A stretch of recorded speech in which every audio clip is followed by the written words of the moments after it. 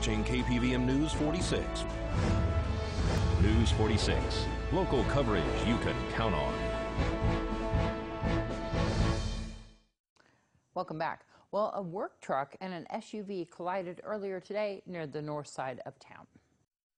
Nye County Sheriff's Office deputies, Nevada Highway Patrol, and Pahrump Valley Fire and Rescue were dispatched to the scene of a two-vehicle crash this morning on Highway 160 and Mesquite Avenue. The accident that occurred around lunchtime was involving an SUV and a Wolfenstein construction utility vehicle. How the accident occurred is under the investigation of Nevada Highway Patrol. One person claimed to have minor injuries at the time of the accident, however, declined to be transported to local medical facilities. Both vehicles sustained moderate to major damage. Traffic was diverted around the collision while the investigation was being conducted and the accident scene being cleared. This is Deanna O'Donnell for News 46.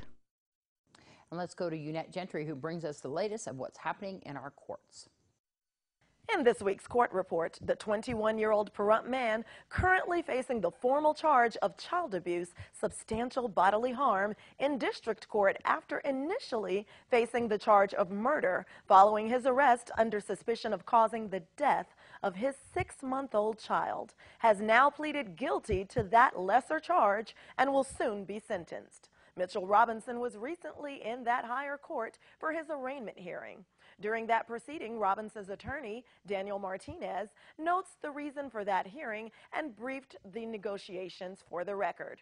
The court canvassed Robinson, outlined the defendant's guilty plea agreement and the possible sentence. Then Robinson acknowledged his guilty plea agreement and entered a plea of guilty to the charge of child abuse substantial, waiving his constitutional rights to trial and appellate rights. The court accepts Robinson's guilty plea and set the matter for sentencing on December 17th.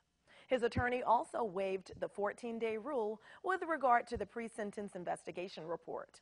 Finally, Robinson was remanded back to the custody of the Nye County Detention Center. Robinson was arrested first after detectives say during their interview with the father, he admitted to shaking his baby several times on the day the infant stopped breathing. Then the child's 22-year-old mother, Amanda Ellen Ramsey, was arrested for child abuse charges connected to the death of her 6-month-old child.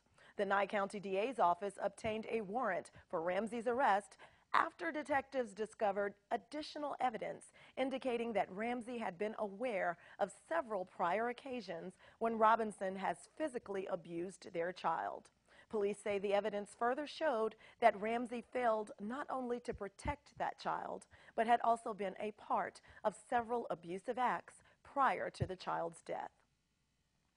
The Pahrump man arrested and charged with indecent exposure after witnesses say he caused a disturbance at an area McDonald's due to reportedly exposing his genitals, was ordered to have a mental evaluation following his last court appearance. Jamie McCoy was present while in custody during his arraignment hearing in district court.